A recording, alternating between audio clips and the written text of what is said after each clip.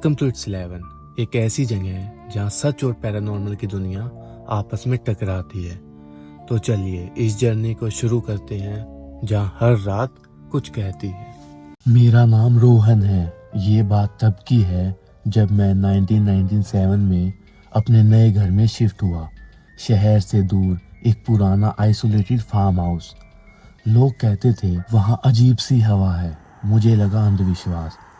पहली रात सब ठीक था, लेकिन दूसरी रात सन्नाटा इतना घना था कि कान दर्द करने लगे। रात के 2:30 बजे का वक्त मैं सो रहा था जब एक अजीब सी आहट ने मुझे जगा दिया, जैसे कोई गीली चमड़ी को जमीन पर घसीट रहा हो।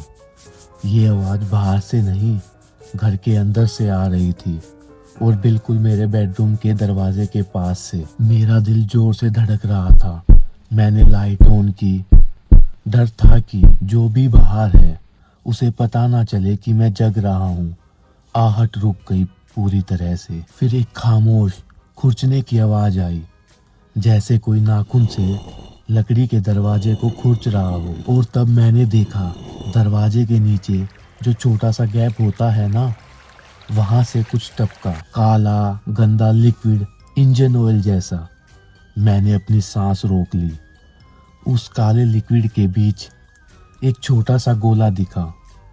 वो गोला धीरे धीरे फैला और उसने एक आंख का रूप ले लिया। एक घोंसली लाल पीली आंख। वो आंख सीधा मुझे घूर रही थी। मैंने झटके से चद्दर खींची और अपने ऊपर लपेट ली। नोक फिर हुआ।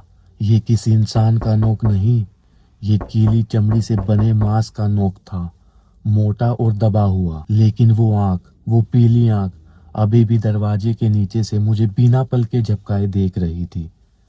अचानक खुरचने की आवाज फिर शुरू हुई और इस बार वो आंख दरवाजे के नीचे से वापस अंदर चली गई। और फिर एक सन्नाटा हुआ और फिर दरवाजे के टॉप कॉर्नर से, जहां छोटा सा गैप था, वहां से कुछ निचोड़ कर अंदर आया। 5 काली पतली लंबी उंगलियां, बिल्कुल जले हुए कोयले जैसी। और वो उंगलियां धीरे धीरे दीवार पर लटकने लगी, जैसे कोई मकड़ी ऊपर से नीचे आ रही हो। मेरा गला सूख गया। वो उंगलियां आगे बढ़ी और लाइट स्विच तक पहुंच गई और उसे दबोच लिया। कमरे की लाइट बंद हो गई। मेरी चद्दर में कोई फायदा नहीं था। मैंने आंखें बंद कर ली, लेकिन जब मैंने उन्हें खोला, वो चेहरा वहां था, दरवाजे पर। लाल दहलीज पर खड़ा वो चेहरा औरत का था। उसके बाल गीले काले थे, चेहरा सफेद जैसे 2 दिन पुरानी लाश हो। लेकिन उसके सबसे भयानक चीज थी उसकी मुस्कुराहट। एक ऐसी छेड़ती हुई मुस्कुराहट जो उसके कान तक जा रही थी। उसका मुंह इतना खुला था कि उसके दोनों जबड़े टूट गए थे और उसके मुंह के अंदर दांतों की जगह सिर्फ छोटे छोटे नुकीले कांच के टुकड़े थे। और वो धीरे से बोली, आ गए, मैंने तुम्हारा ही इंतजार किया है।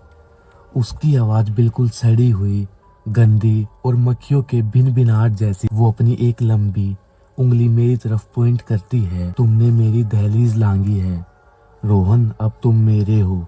और वो चेहरा, वो टूटा हुआ मुंह, वो मेरी तरफ आगे बढ़ा। उसकी सांस की बदबू, वो सड़ी हुई मछली और तेज फूलों का एक अजीब सा मिक्सचर थी। मैं उठ बैठा। पसीना इतना था कि मैं पूरा भीगा हुआ था। ये सब सपना था? मैंने जोर से सांस ली। कमरे की लाइट बंद थी। वक्त 3 बज चुके थे।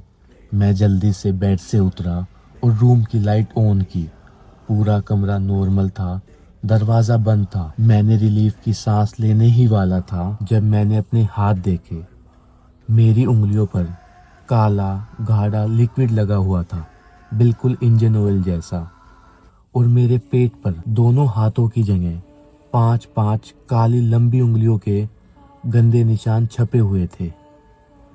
जैसे वो सपना नहीं था, जैसे वो मेरे साथ घर के अंदर था और वो मुझे छू कर गया है। मैं डर के मारे पीछे हटा और दरवाजे की तरफ देखा।